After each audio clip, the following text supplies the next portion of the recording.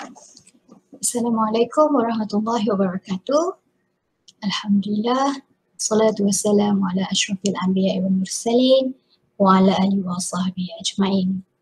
Allahumma salli ala Sayyidina Muhammad wa ala ali Muhammad. Allahumma salli ala Sayyidina Muhammad wa ala ali Muhammad. Allahumma salli ala Sayyidina Muhammad wa ala ali Muhammad. Allahumma aftah alaina hikmataka wa anshur alaina min khazaini rahmatika ya arhamar rahimin. Bismillahirrahmanirrahim. Alhamdulillahi rabbil alamin. Ar-Rahmanir-Rahim. Maliki yaumiddin. Iyyaka na'budu wa iyyaka nasta'in. Ihdinas siratal mustaqim. Siratal ladzina an'amta 'alaihim ghairil maghdubi 'alaihim waladdallin. Amin. Apa khabar para pelajar sekalian? Moga semuanya berada dalam lindungan dan rahmat Allah Subhanahu wa Ta'ala. Baiklah, minggu ini merupakan minggu keempat pembelajaran bagi subjek CTU 101. Diharapkan para pelajar masih dapat meneruskan sistem pembelajaran secara maya iaitu ODL. Alhamdulillah, untuk minggu keempat ini kita akan meneruskan pembelajaran dengan topik nubuwah iaitu kenabian. Topik ini adalah pecahan topik dari bab yang pertama iaitu akidah Islam. Untuk makluman pelajar, inisiatif rakaman dan slide pembentangkan ini telah disediakan oleh Ustaz Muhammad Yusri Yusof Saleh, iaitu Pensyarah Akademi Pengajian Islam Contemporary, Kampus Sri Iskandar, Perak. Kita rujuk pada awalnya iaitu pendahuluan. Allah Azza wa Jalla berfirman dalam surah Az-Zariyat ayat 56. Bismillahirrahmanirrahim. Wa ma khalaqtu al-jin wal ins illa liya'budun. Mafhumnya, dan aku tidak menciptakan jin dan manusia melainkan supaya mereka mengabdi kepadaku. Melalui ayat ini jelas meletakkan pengakuan kehambaan mereka hanya kepada Allah Subhanahu wa Ta'ala secara sukarela maupun paksaan. Ini merupakan satu proses bagi mengenal Allah Subhanahu wa Ta'ala bukan hanya tertakluk dalam ibadah sahaja, bahkan mencakupi aspek mengatur urusan kehidupan di atas landasan mengabdikan diri kepada Allah Subhanahu wa Ta'ala. Seterusnya, antara proses mengenali Allah Subhanahu wa Ta'ala telah diutuskan kepada sekalian makhluk dari golongan manusia yang dipanggil sebagai Nabi dan Rasul. Nabi telah dipilih dan Rasul telah dilantik oleh Allah Subhanahu wa Ta'ala membawa pedoman kepada seluruh alam. Bahkan, Nabi dan Rasul adalah pembimbing kepada kebenaran, juga mendidik umatnya menyelusuri jalan Allah Subhanahu wa Ta'ala. Rasulullah dijadikan panduan, seterusnya menjadi ikutan iaitu kayu ukur kepada tidak tanduk perbuatan manusia. Mereka membawa wahyu iaitu pembawa risalah Allah SWT yang mengandungi hidayahnya agar manusia sentiasa berada di landasan yang benar. Wahyu yang disampaikan adalah untuk manfaat manusia secara keseluruhan, bahkan mengandungi kebaikan yang menjamin kelangsungan hidup dunia dan akhirat. Bagaimana yang dikatakan sebagai Nabi dan juga Rasul? Adakah wujud perbezaan antara keduanya? Melalui surah Al-Hajj ayat 52 ada menyatakan perihal Nabi dan Rasul. Secara umumnya, Nabi ditakdirkan sebagai mereka yang menerima wahyu daripada Allah Subhanahu wa Ta'ala. Namun, tidak dimestikan dan juga tidak dilarang ke atas mereka untuk menyampaikan wahyu kepada umatnya. Terdapat juga sebahagian ulama yang menyatakan Nabi tidak diperintahkan untuk menyampaikan wahyu. Namun, takrifan ini dianggap sebagai kurang tepat. Ini disandarkan kepada hadis sahih oleh Abdul Rahman Ibnu Abdul Arrab yang menyatakan bahawa baginda SAW bersabda, "Tiada seorang pun Nabi sebelum aku, kecuali menjadi tanggungjawab ke atasnya untuk menunjukkan jalan yang benar kepada umatnya dan memperingatkan mereka akan jalan keburukan." Jadi bagaimana pula dengan Rasul? Rasul juga seperti mana Nabi menerima wahyu daripada Allah Subhanahu Wa Taala. Namun risalah yang diterima oleh Rasul perlulah sampai kepada umat di bawah bimbingannya. Terdapat perbahasan yang menyimpulkan bahawa Rasul lebih tertumpuk untuk menyampaikan risalah kepada kaum yang ingkar, manakala Nabi membimbing kaum-kaum yang beriman.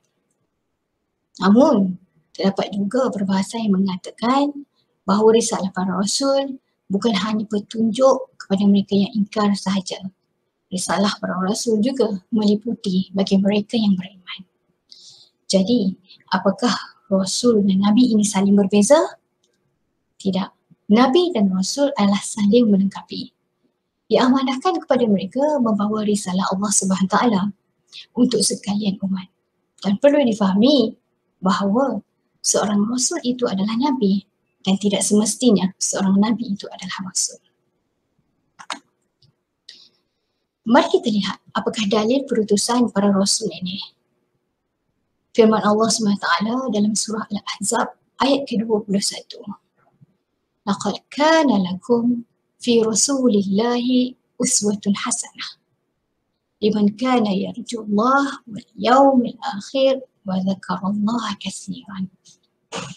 Mafhumnya, sesungguhnya telah ada pada diri Rasulullah itu suri teladan yang baik bagimu, iaitu bagi orang yang mengharap rahmat Allah dan kedatangan hari akhirat, dan dia banyak menyebut Allah.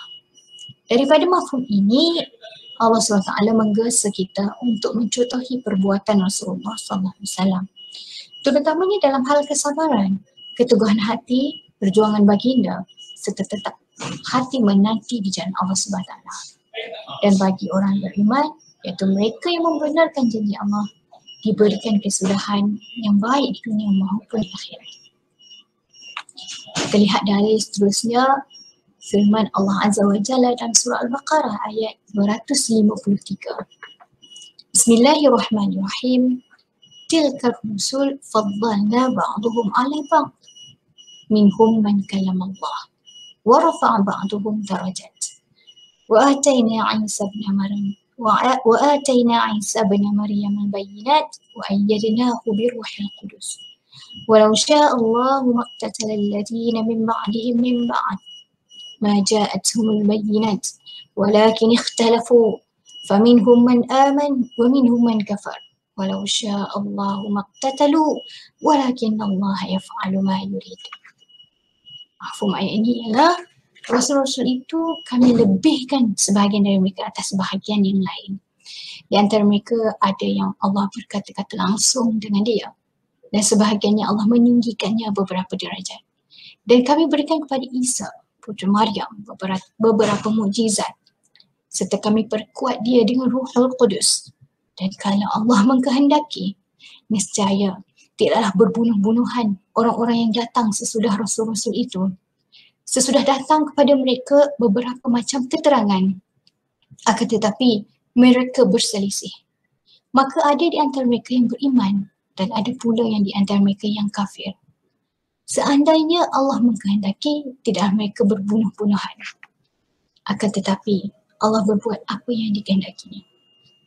Mafhum ayat di atas, ayat ini Allah mengutamakan sebahagian Rasul-Rasul atas sebahagian yang lain, sebagaimana diberikan Zabur ke atas Daud, juga Nabi Musa, Nabi Muhammad SAW, Nabi Adam, iaitu ketika Nabi Muhammad SAW bersua dengan para Nabi yang lain langit, sesuai dengan perbezaan kedudukan mereka di sisi Allah SWT. Dan ayat ini juga merupakan hujah yang mengatakan kebenaran tentang Nabi Isa merupakan seorang hamba dan juga utusan Allah kepada Bani Israel. Sekian saja. Wallahu a'lam.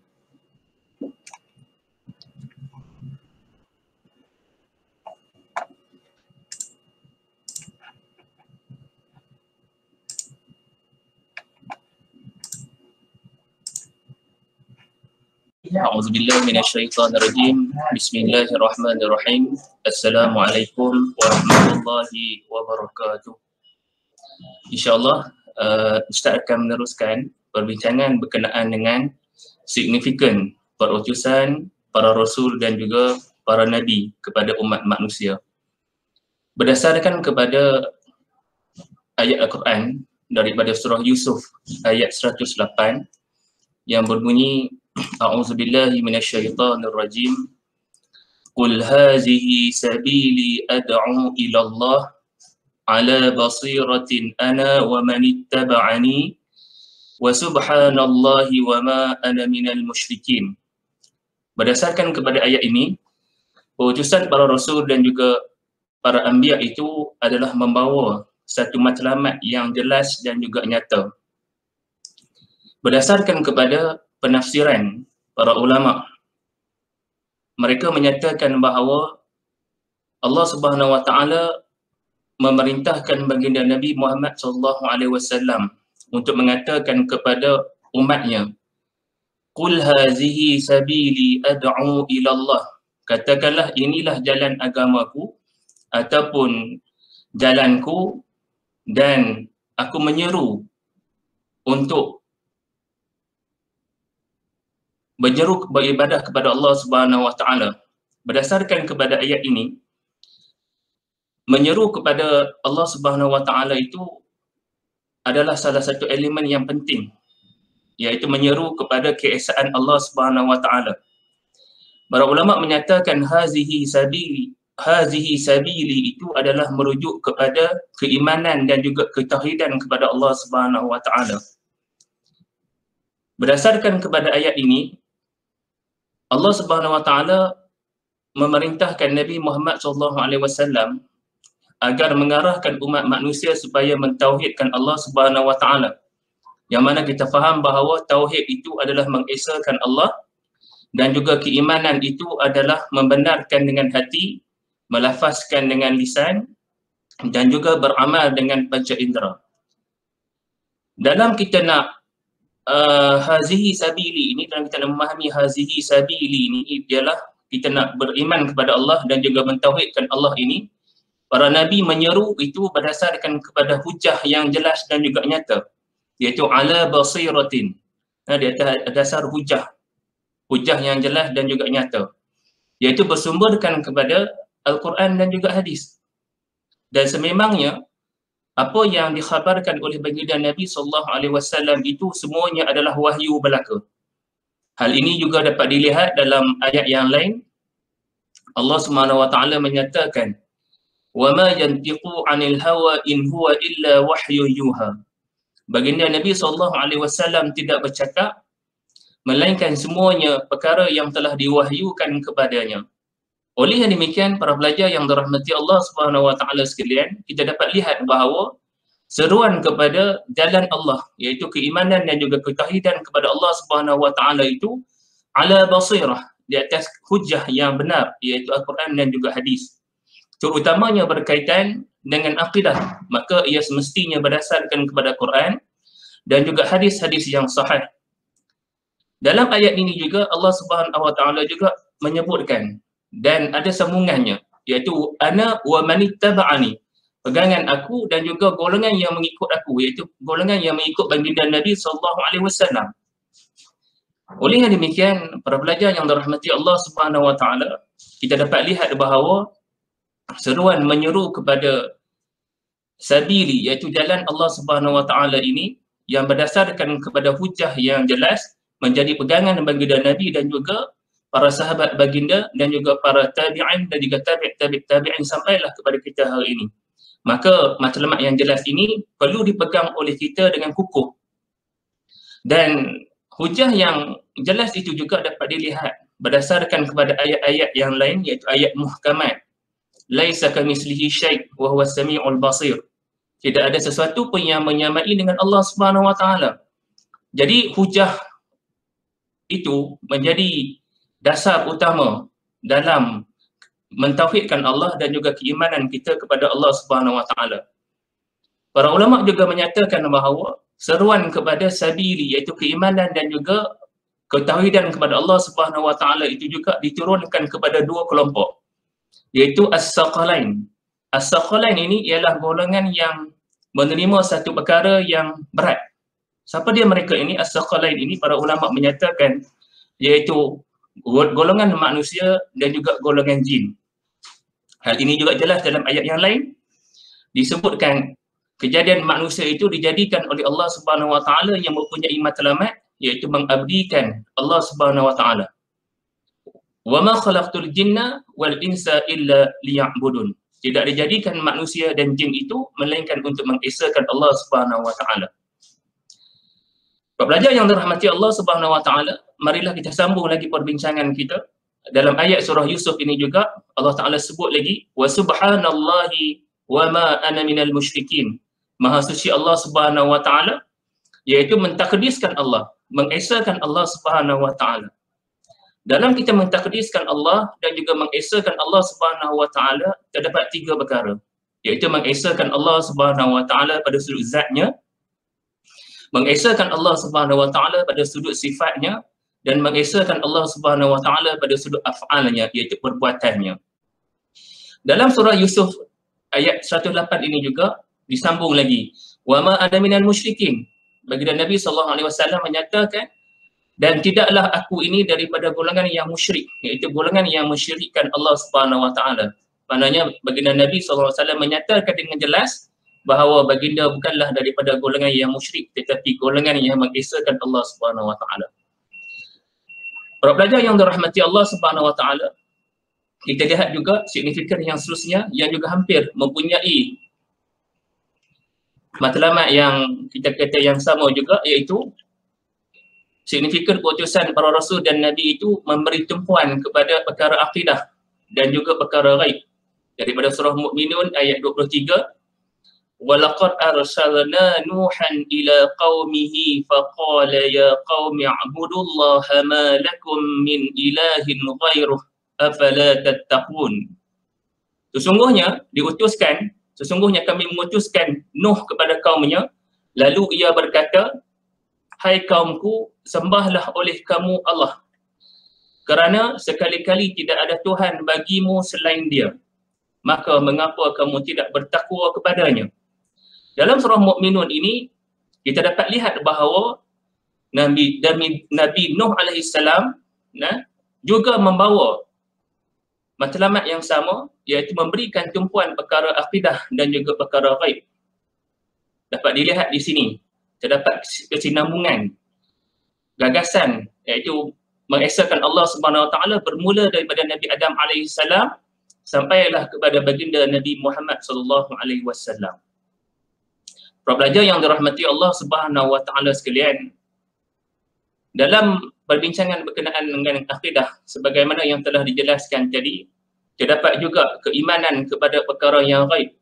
Hal ini juga dapat dilihat daripada surah Al-Baqarah yang mana kita sentiasa baca daripada ayat 1 sampai 5, iaitu allazina yu'minuna bil ghaibi wa yuqimuna shalah. Orang yang beriman kepada perkara yang ghaib. Perkara yang ghaib ini adalah merujuk kepada perkara yang wajib kita imani, yang wajib kita yakini dengan yakin, tanpa syak dan juga zon. Tidak boleh ada perkara keraguan dalam diri kita. Keimanan itu mestilah yakin secara mutlak, seperti mana yang dikhabarkan oleh Al-Quran dan juga hadis. Hal ini dapat dilihat sebagaimana keimanan kita kepada Allah Subhanahu Wa Taala, kepada malaikat, kepada syurga, kepada neraka, hari kiamat, dosa dan pahala. Sebagaimana yang kita fahami, iaitu dalam konteks dikenali sebagai rukun iman. Maka dalam konteks ini, signifikan utusan para nabi dan juga para rasul itu ialah memberikan tumpuan kepada akidah dan juga perkara yang ghaib. Apabila kita berbicarakan tentang akidah ini juga, boleh dilihat juga dalam surah Al-Ikhlas yang juga membicarakan tentang akidah. Surah Al-Ikhlas iaitu surah yang berkenaan dengan ayat muhkamat apabila berbicara tentang akidah. Qul huwallahu ahad. Katakanlah Allah Ta'ala itu Esa. Allahus Samad. Allah Ta'ala itu tempat bergantung. Lam yalid wa lam yulad. Allah Ta'ala tidak melahirkan dan diperanakkan. Wa lam yakul lahu kufuwan ahad. Tidak ada sesuatu pun yang sekutu bagi Allah Subhanahu Wa Ta'ala. Surah Al-Ikhlas ini mempunyai asbabun nuzul yang boleh juga kita kaitkan dengan surah Mukminun iaitu ayat 23 yang membicarakan dalam aspek yang sama, iaitu tumpuan akidah. Apabila kita melihat kepada tafsir surah Al-Ikhlas, kita dapat lihat asbab nuzul ayat, kenapakah ayat ini diturunkan oleh Allah Subhanahu Wa Taala, ada rentetan kronologinya. Apabila baginda Nabi SAW ditanya oleh golongan Yahudi, "Saif lana rabbah." Tolong gambarkan kepada kami bagaimanakah Tuhan engkau? Adakah Tuhan kamu itu kita kata ia minum, makan dan sebagainya, tolong gambarkan. Maka apabila ditanya oleh golongan Yahudi, maka Allah Ta'ala turunkan ayat ini agar Nabi SAW menceritakan kepada Yahudi bahawa Allah Ta'ala itu Esa, Allah Ta'ala itu tempat bergantung, Allah Ta'ala itu tidak beranak dan diperanakkan dan tidak ada sekutu baginya. Dalam konteks ini, para pelajar yang dirahmati Allah Subhanahu Wa Ta'ala sekalian, kita dapat lihat dua signifikan yang utama, iaitu yang tadi kita jelaskan bahawa pengutusan Nabi SAW itu memberikan kita kata menyampaikan matlamat yang jelas dan juga yang nyata, kemudian seterusnya memberikan tumpuan dan perkara yang ghaib, dan yang ketiga adalah para Nabi SAW juga memberikan peringatan kepada kita agar kita zuhud dunia dan utamakan akhirat. Perbaca yang dirahmati Allah Subhanahu Wa Taala, para Nabi memberikan ingatan supaya dalam keadaan ketika mana kita menikmati berbagai nikmat yang Allah Ta'ala berikan, maka kita perlu beringat bahawa kehidupan yang kekal oleh kita semua adalah kehidupan di akhirat. Maka janganlah kita berusaha dengan bersungguh-sungguh seolah-olah kita kata kita tak nak mati. Bukan macam tu. Dan kita perlu faham juga, Al-Quran juga bukanlah melarang kita untuk kita memiliki harta, tidak. Tetapi kita perlu meluruskan kefahaman kita, matlamat kita agar kita ada kehidupan akhirat. Maka kekayaan, nikmat-nikmat yang kita miliki tersebut perlu kita gunakan untuk kesenangan kita pada hari akhirat nanti. Dan ini dapat dilihat dalam surah Al-Qasas ayat 60 yang berbunyi, وَمَا أُوتِيتُم مِّن شَيْءٍ فَمَتَاعُ الْحَيَاةِ الدُّنْيَا وَزِينَتُهَا وَمَا عِندَ اللَّهِ خَيْرٌ وَأَبْقَى أَفَلَا تَعْقِلُونَ. Apabila kita merujuk kepada tafsir, umpamanya tafsir Al-Azhar yang dikarang oleh Profesor Dr. Hamka, beliau menyatakan dan menjelaskan bahawa tidak diberikan nikmat-nikmat itu, melainkan kesemuanya adalah nikmat duniawi dan juga sebagai perhiasan dunia, sedang apa yang di sisi Allah adalah lebih baik dan kekal, maka apakah kamu tidak memahaminya? Profesor Dr. Hamka meletakkan satu tema di bawah tajuk mensyarahkan ayat ini, iaitu dapat dunia tinggal dunia. Maka beliau mensyarahkan bahawa ketika mensyarahkan ayat ini, beliau membawa dan memberikan penerangan bahawa terdapat golongan musyrikin yang mana mereka ini enggan untuk berhijrah bersama Nabi SAW dan beriman dengan Nabi. Kerana apa? Kerana mereka bimbang mereka akan kehilangan nikmat-nikmat dunia berupa harta benda, kekayaan, pangkat, keluarga, dan mereka juga bimbang mereka akan dipulau oleh masyarakat. Maka akhirnya mereka menolak, golongan musyrikin ini mereka menolak untuk beriman dengan Nabi SAW. Sebaliknya, sebaliknya Profesor Hamka juga menyatakan bahawa dia bawa satu lagi kelompok yang berbeza sedikit daripada golongan ini, iaitu sahabat Nabi yang beriman dengan Nabi SAW dan turut bersama berhijrah dengan Nabi SAW, iaitu golongan muhajirin. Ini golongan satu kelompok lagi yang meninggalkan kekayaan dunia itu untuk beriman kepada Allah dan menuruti seruan-seruan Nabi untuk mendapatkan ganjaran daripada Allah dan juga Nabi SAW. وَمَا عِنْدَ اللَّهِ خَيْرٌ وَأَبْقَى أَفَلَا تَعْقِلُونَ. Apa yang ada di sisi Allah itu lebih baik dan kekal. Maka para pelajar yang dirahmati Allah Subhanahu Wa Taala sekalian, kekayaan dunia yang kita miliki ini perlulah kita jadikan ia sebagai satu bekalan untuk kita kembali kepada Allah Subhanahu Wa Taala di hari akhirat. Dan sebab itulah dunia ini adalah ladang akhirat. Dunia mazra'atul akhirah. Dunia itu ladang akhirat. Maknanya kekayaan dunia itu kita perlu gunakan, kita perlu tanam di dunia dan hasilnya kita tuai pada hari akhirat nanti. Yang mana ganjarannya sangat besar, sangat hebat, yang akhirnya iaitu syurga, ganjaran bagi kita mudah-mudahan. Kemudian Allah Ta'ala sebutkan dalam ayat Al-Qasas ini, ayat 60, supaya kita berfikir dan memahami dengan mentadabbur ayat-ayat Al-Quran. Afala ta'qilun. Apakah kamu tidak berfikir? Apakah kamu tidak menggunakan akal fikiran untuk melihat ayat-ayat Allah yang akhirnya meningkatkan keimanan kita dan menjadikan kita seorang yang ingat kepada Allah untuk menjadikan harta benda itu sebagai tanaman untuk kita tuai hasilnya pada hari akhirat nanti, dan tidak menjadikan harta benda itu membekas dalam hati kita, sayang kepada dunia yang akhirnya menyebabkan kita tinggal akhirat. Na'udzubillah.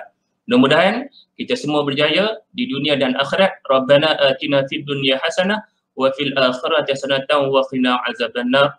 Wallahu alam. Assalamualaikum warahmatullahi wabarakatuh. Bismillahirrahmanirrahim. Assalamualaikum warahmatullahi wabarakatuh. InsyaAllah untuk topik dan juga perbahasan kita yang seterusnya, kita nak membincangkan berkaitan tentang jumlah dan juga bilangan para nabi dan juga para rasul. Baik, sebagaimana yang kita ketahui, kita wajib untuk mengimani 25 orang rasul. Baik, bermula daripada zaman Nabi Adam alaihi salam sehinggalah kepada zaman Nabi Muhammad sallallahu alaihi wasallam. Sebenarnya adakah nabi dan juga rasul ni hanya 25 orang? Kelebih daripada itu. Sebab kalau kita lihat dalam hadis Nabi telah disebutkan bahawa daripada zaman Nabi Adam alaihi salam kepada zaman Nabi Nuh pun telah memakan masa lebih kurang 1000 tahun. Jadi kalau nak diambil kira zaman Nabi Adam sampailah kepada zaman Nabi Muhammad sallallahu alaihi wasallam, sudah pasti dia makan masa yang lebih daripada itu. Jadi kalaulah ribuan tahun diperuntukkan sepanjang daripada zaman Nabi Adam sampai ke zaman Nabi Muhammad, adakah sekadar 25 orang Nabi ataupun 25 orang Rasul sahaja yang diutuskan di atas muka bumi untuk para Nabi ini mengajak ataupun menyeru manusia kepada mentauhidkan Allah Subhanahu wa ta'ala.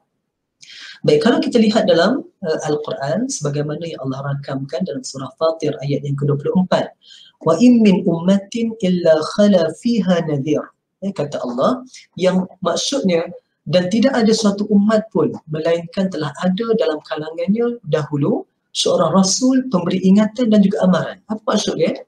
Allah nak bagi tahu setiap kaum ada Allah utuskan seorang rasul untuk memberikan peringatan kepada mereka.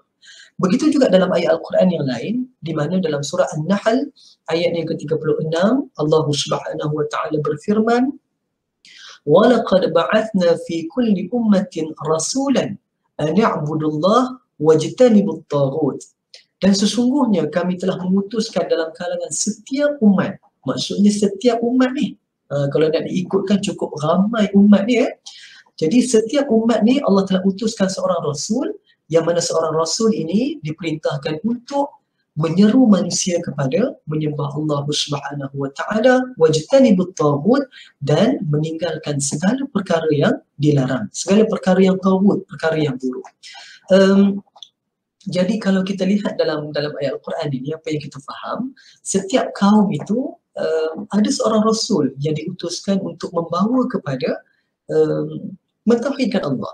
Jadi kalau nak dilihat daripada zaman Nabi Adam alaihi salam kepada zaman Nabi Muhammad sallallahu alaihi wasallam, saya kira banyak dah silih berganti kaum-kaumnya. Begitu banyak kaum. Jadi takkanlah 25 orang rasul sahaja kan? Mestilah lebih. Dan kita lihat juga dalam ayat Al-Quran di mana Allah Subhanahu wa ta'ala menyebut dalam surah An-Nisa ayat 164, di mana Allah Subhanahu wa ta'ala menyebut wa rusulan qad qasasnahum 'alaika min qablin wa rusulan lam naqsushum 'alaik. Kata Allah, dan kami telah mengutuskan beberapa orang rasul yang telah kami ceritakan kepada kamu sebelum tu, dan rasul-rasul yang tidak kami ceritakan hal mereka kepada kamu. Maksudnya Allah nak bagi tahu dalam banyak para rasul ataupun para nabi yang Allah utuskan kepada umat manusia, ada yang Allah ceritakan keadaan dan perihal mereka kepada kita sampai berita para nabi dan para rasul ni kepada kita. Tahu tentang keturunan dia, namanya, dekat mana dia diutuskan, kaum apa yang diutuskan rasul tu, dan kemudian bagaimana pula dakwah, cabaran dia. Kita tahu ceritanya, sirah para nabi dan rasul ni kita tahu. Tetapi ada sebahagian yang kata Allah, lam naqsushum 'alaik, kami tidak ceritakan kepada kamu. Maksudnya kita tak tahu cerita dia, tak sampai berita para nabi dan rasul ni kepada kita.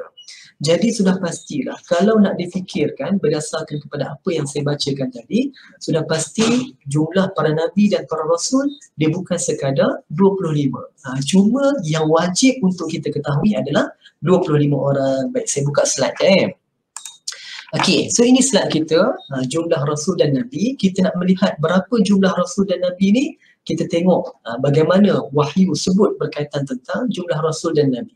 Berdasarkan kepada sebuah hadis yang telah diriwayatkan oleh Abu Zar, seorang sahabat Nabi SAW telah menyatakan bahawa Nabi SAW bersabda apabila ditanya oleh Abu Zar, "Wahai Rasulullah, berapakah bilangan para anbiya, para nabi?" Maka Nabi SAW menjawab 124,000 orang. Dan begitu juga apabila Abu Zar bertanyakan, berapakah bilangan Rasul daripada kalangan anbiya tersebut? Maka Nabi SAW menjawab 313 orang dan jumlah itu adalah ramai. Baik, kalau dilihat dalam hadis ini, maka kita ketahui bahawa para nabi ada 124,000 orang. Dan juga para rasul ada 313 orang. Cumanya hadis ini dinilai sebagai hadis yang dhaif jiddan. Dhaif jiddan ni maksudnya hadis yang teramat lemah. Kita tak nak bincanglah tentang hadis tu. Cumanya saya nak bagi tahu bila status hadis tu dia lemah, jadi dia tak boleh dijadikan sebagai sandaran dalam kita nak berhujah. Cuma sekadar saya nak maklumkan sahajalah ada hadis, cuma hadis tu lemah. Dan kemudian hadis yang telah diriwayatkan oleh Anas bin Malik. Anas bin Malik ni seorang sahabat yang mana ketika Nabi SAW di awal kedatangan Islam, Anas bin Malik ni kecil lagi. Waktu peristiwa hijrah ke Madinah, Nabi SAW sampai di bumi Madinah dan Anas bin Malik pada waktu tu baru 10 tahun. Kecil lagi. Jadi dalam riwayat Anas bin Malik, kata Anas bin Malik, sebagaimana yang telah disabdakan oleh Nabi SAW, Allah Subhanahu wa taala telah mengutuskan 8,000 para nabi. 4,000 adalah dalam kalangan Bani Israel dan 4,000 lagi kepada seluruh manusia. Ini kata Anas bin Malik. Cumanya apabila kita lihat dari sudut status dia, sebagaimana yang telah dinyatakan oleh Ibnu Hajar Al-Haythami, hadis ini pun dia punya darjat dia tu agak lemah, sangat dhaif. Jadi tak boleh juga kita jadikan sebagai landasan dalam kita nak berhujah. Baik, kemudian yang seterusnya. Ada riwayat yang menyebutkan bahawa annal anbiya'a 100,000 wa 24,000. Sesungguhnya para anbiya itu berjumlah 124,000 orang dan kitab yang diturunkan adalah berjumlah 104 buah. Dan hadis ini adalah hadis hasan, hadis yang baik, dan kita boleh jadikan hadis ini sebagai hujah dalam agama. Maksudnya kalau kita nak ambil hadis ini, kita ketahui bahawa para nabi sahaja dia punya jumlah adalah 124,000 orang. Cukup ramai para nabi. Cuma kita kena ingat dan kita kena faham, seorang nabi dia tidak semestinya seorang rasul, dan seorang rasul dia pasti seorang nabi. Kenapa? Sebab seorang nabi tidak semestinya menjadi seorang rasul, tetapi seorang rasul dia mesti menjadi seorang nabi terlebih dahulu. Untuk yang seterusnya, kita lihat dalam hadis yang telah diriwayatkan oleh Abu Zar, ketika mana Abu Zar bertanyakan kepada Nabi SAW. Ini hadis ni lebih kurang hadis yang tadi, tapi jumlahnya tu ada perbezaan sedikit. Ini riwayat yang lain lah, cuma sahabat yang sama, Abu Zar. Tadi pun kita jumpa hadis yang diriwayatkan oleh Abu Zar, cuma dia punya riwayat tu riwayat yang sangat dhaif. Yang ni pun Abu Zar juga. Tapi Abu Zar dalam hadis ini apabila ditanyakan kepada Nabi SAW, maka Rasulullah SAW menjawab, jumlah para nabi adalah 124,000 orang, manakala 315 orang dalam kalangan mereka telah pun dilantik menjadi rasul. Maka jumlah para nabi dan rasul itu sangatlah banyak sebenarnya. Dan hadis ini dinilai sahih oleh Albani. Maksudnya hadis ini boleh kita jadikan sebagai landasan dalam hujah.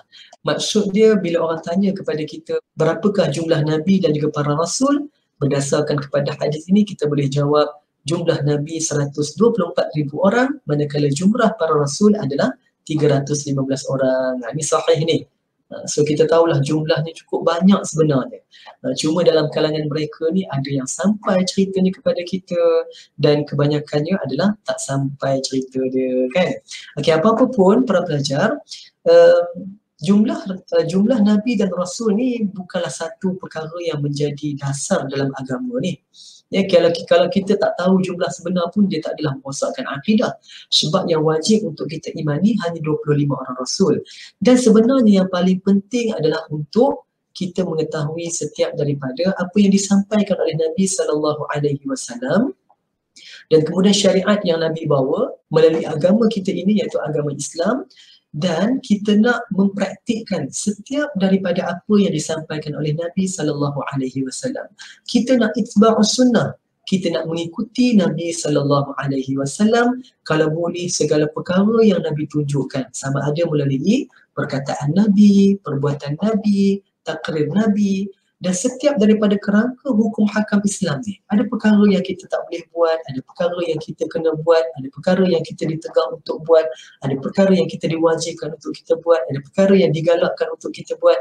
Itu semua kita nak amalkan dalam kehidupan kita seharian sebab kita nak menunjukkan kita sebagai umat Nabi Muhammad SAW, kita nak menjadi umat yang terbaik, iaitu umat Nabi Muhammad SAW.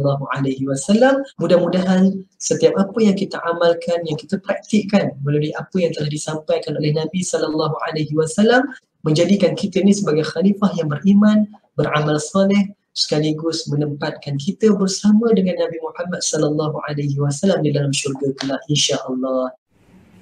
Assalamualaikum warahmatullahi wabarakatuh. Kita akan menyambung ke slide yang seterusnya, iaitu slide yang ke-11, yang mana menyambung tentang kerasulan.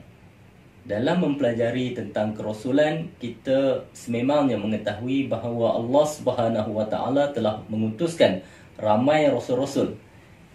Sebagaimana firman-Nya, walaqad ba'asna fi kulli ummatin rasula. Ini menunjukkan semua umat Allah telah mengutuskan rasul-rasul untuk mengajar mereka tentang agama. Dan telah disebut di dalam Al-Quran sebanyak 25 orang rasul. Dan di kalangan 25 itu, ulama telah menyenaraikan 5 daripada mereka digelar dengan Rasul Ulul Azmi. Kenapa mereka digelar dengan gelaran Ulul Azmi atau yang mempunyai keteguhan azam dan semangat yang tinggi? Jadi gelaran itu sendiri telah memberi jawapannya. Kalau kita lihat cabaran-cabaran yang getir, tentangan yang hebat yang telah dialami oleh Nabi Muhammad SAW, Nabi Nuh, Nabi Ibrahim, Nabi Musa dan Nabi Isa alaihissalam, mereka mempunyai satu keazaman ketika mereka menerima tentangan daripada kaumnya. Kalau kita lihat Nabi Muhammad, apakah yang tidak dituduh kepada baginda? Baginda ditentang oleh kaumnya yang mungkin terdiri daripada sanak saudara sendiri.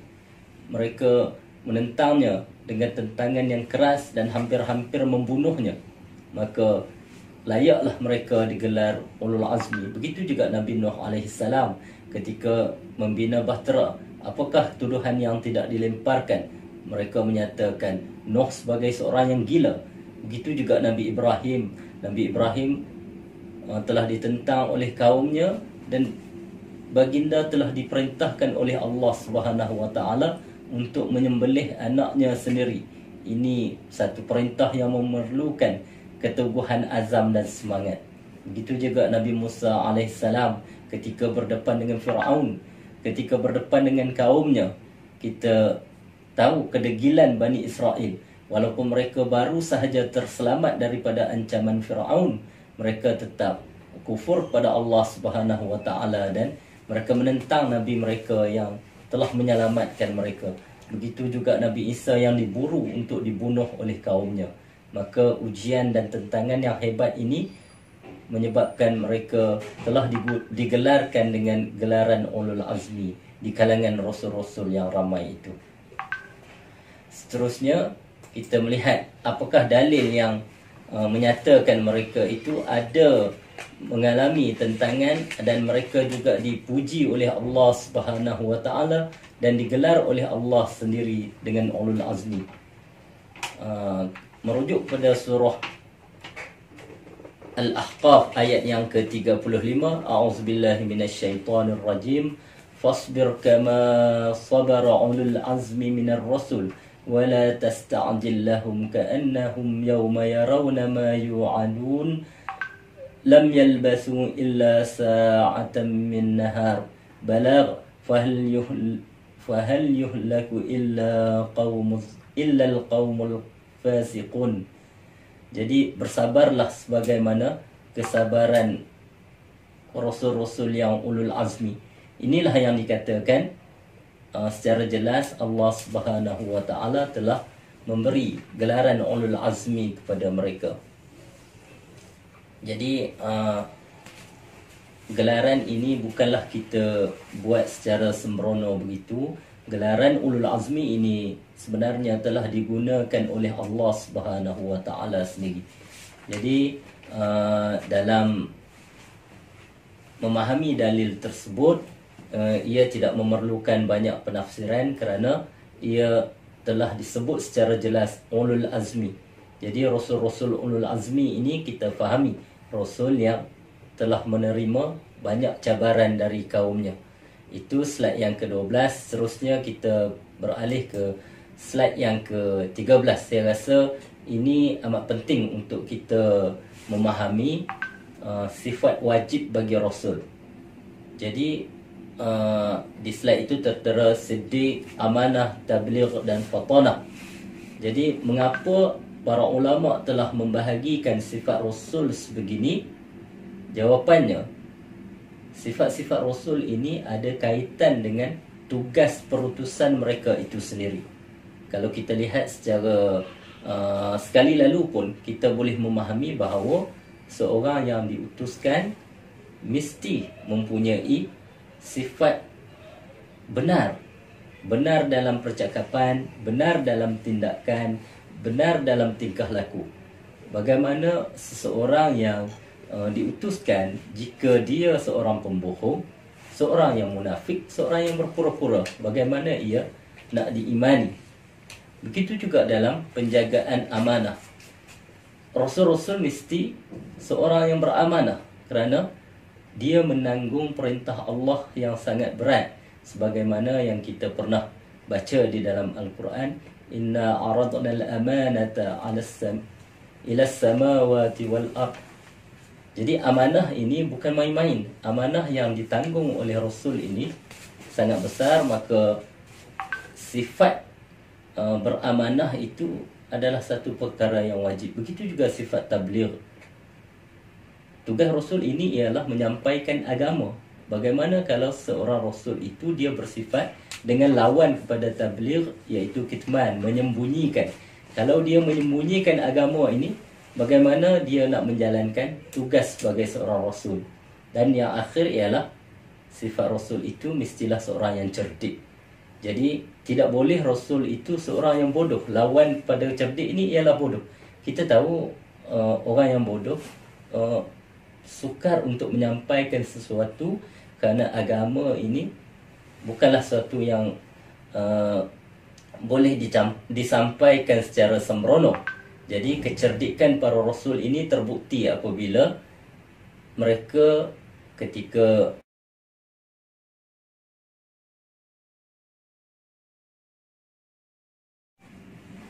sifat rasul yang seterusnya ialah amanah. Sifat ini penting bagi seorang utusan kerana sifat amanah menyebabkan utusan itu akan sentiasa menyampaikan apa yang diamanahkan kepadanya.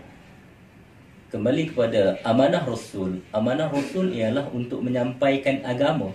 Maka mereka tidak boleh khianat. Amanah ini akan menentukan kesempurnaan apa yang disampaikan. Jadi dengan sifat amanah yang dimiliki oleh Nabi Muhammad, kita menerima agama yang sempurna. Seterusnya ialah tabligh. Seorang Rasul mestilah bersifat dengan menyampaikan. Ia tidak boleh menyembunyikan apa yang telah diamanahkan untuk disampaikan oleh Allah Subhanahu wa taala. Jadi kita boleh bayangkan jika Rasulullah sallallahu alaihi wasallam menyembunyikan sebahagian daripada agama, maka matlamat perutusan itu sendiri tidak akan tercapai. Seterusnya, Rasul mesti seorang yang cerdik. Kecerdikan ini diperlukan kerana Rasul sebagaimana yang disebut tadi akan menghadapi pelbagai mehnah dan tribulasi, pelbagai cabaran yang getir daripada sama ada orang kafir, bahkan daripada kalangan kaumnya sendiri. Jadi Rasul yang cerdik ini akan mampu berhujah, menyampaikan, menggunakan kreativiti yang sepatutnya, yang sewajarnya seperti mana yang diperlukan. Jadi orang yang cerdik ini akan memahami situasi kaumnya, situasi mada'unya atau sasaran dakwahnya, maka dia akan bertindak mengikut situasi-situasi yang dia hadapi. Jadi itulah pentingnya Rasul memiliki keempat-empat sifat ini untuk menyampaikan agama. Seterusnya kita beralih pada subtopik penurunan wahyu. Jadi silibus kita yang seterusnya ialah tentang Al-Quran. Jadi penurunan wahyu ini bermaksud penurunan Al-Quran itu sendiri. Maka wahyu ini sangat penting dalam silibus kita kerana sebahagian besar agama ini terkandung di dalam wahyu-wahyu yang telah diturunkan. Sekian. Okey, seterusnya kita lanjutkan perbincangan kita kepada tajuk signifikan perutusan para rasul. Terdapat beberapa bentuk perbincangan yang dapat kita lihat di dalam pembuktian perutusan para rasul ini. Antaranya dakwah bersifat rabbaniyah. Rasul tidak meminta upah. Ad-din hanya pada Allah. Mudah dan tidak memberatkan. Matlamat yang jelas. Zuhud dunia, utama akhirat, akidah dan perkara ghaib. Baik, kita lihat apa yang dimaksudkan dengan dakwah para rasul yang bersifat rabbaniyah. Para rasul diutuskan bukanlah dengan kehendak mereka sendiri. Mereka ataupun kita boleh katakan mereka menyampaikan dakwah ini bukan kehendak mereka sendiri, tetapi dia merupakan wahyu dan juga taklif daripada Allah Subhanahu wa Ta'ala. Ini dapat dibuktikan seperti mana firman Allah Subhanahu wa Ta'ala di dalam surah Al-Ahqaf ayat ke-9. Qul ma kuntu bid'an minar rasuli wa ma adri wa ma yuf'alu bi wala bikum in attabi'u illa ma yuha ilayya wa ma ana illa nadhirun mubin. Maksudnya, aku bukanlah Rasul yang pertama di antara Rasul-Rasul dan aku tidak mengetahui apa yang akan diperbuatkan terhadapku dan tidak pula terhadapmu. Aku tidak lain, hanya mengikuti apa yang diwahyukan kepadaku dan aku tidak lain, hanyalah seorang pemberi peringatan yang jelas. Seterusnya, perutusan para Rasul juga tidak meminta upah. Seperti mana firman Allah Subhanahu wa Ta'ala di dalam surah Hud ayat ke-51. Ya qaumi, la as'alukum alaihi ajra in ajriya illa 'ala alladhi fatarani afala ta'qilun. Maksudnya, hai kaumku, aku tidak meminta upah kepadamu bagi suruhanku ini. Upahku tidak lain hanyalah dari Allah yang menciptakanku. Maka tidakkah kamu memikirkannya? Para rasul tidak meminta upah di dalam menyampaikan agama Allah Subhanahu wa Ta'ala sebagai imbalan terhadap dakwah yang mereka lakukan. Kerana apa? Kerana para rasul menjunjung tinggi perintah Allah Subhanahu wa Ta'ala yang telah diberikan kepada mereka. Yang seterusnya, ad-din hanya pada Allah Subhanahu wa Ta'ala. Ini jelas, matlamat yang paling utama di dalam dakwah para nabi dan rasul ialah agar manusia hanya mengabdikan diri kepada Allah Subhanahu wa Ta'ala dan mengikut agama Allah semata-mata. Begitu ikhlasnya kita dapat lihat dakwah yang dilakukan, yang dilaksanakan oleh para rasul ini. Seperti mana yang disebut di dalam Al-Quran dalam surah Al-Bayyinah ayat yang ke-5. وَمَا أُمِرُوا إِلَّا لِيَعْبُدُوا اللَّهَ مُخْلِصِينَ لَهُ الدِّينَ حُنَفَاءَ وَيُقِيمُوا الصَّلَاةَ wa yu'tuz zakah wa dzalika dinul qayyimah. Maksudnya, padahal mereka tidak disuruh kecuali supaya menyembah Allah dengan memurnikan ketaatan kepadanya dalam menjalankan agama yang lurus, dan supaya mereka mendirikan salat dan menunaikan zakat, dan yang demikian itulah agama yang lurus. Kita dapat lihat di dalam ayat ini Allah menyebut bahawa para rasul menyampaikan dakwah semata-mata kerana Allah Subhanahu wa taala untuk memastikan umat mereka berada di dalam jalan Allah Subhanahu wa taala. Seterusnya, memudahkan, tidak memberatkan.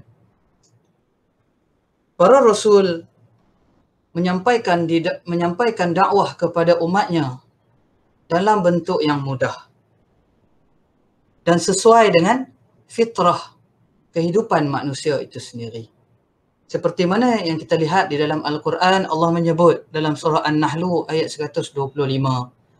Ud'u ila sabili rabbikum bil hikmah wal mau'izatil hasanah wajadilhum billati hiya ahsan inna rabbaka huwa a'lamu biman dhalla an sabilih wa huwa a'lamu bil muhtadin. Maksudnya, serulah manusia kepada jalan Tuhanmu dengan hikmah dan pembelajaran yang baik, dan bantahlah mereka dengan cara yang baik.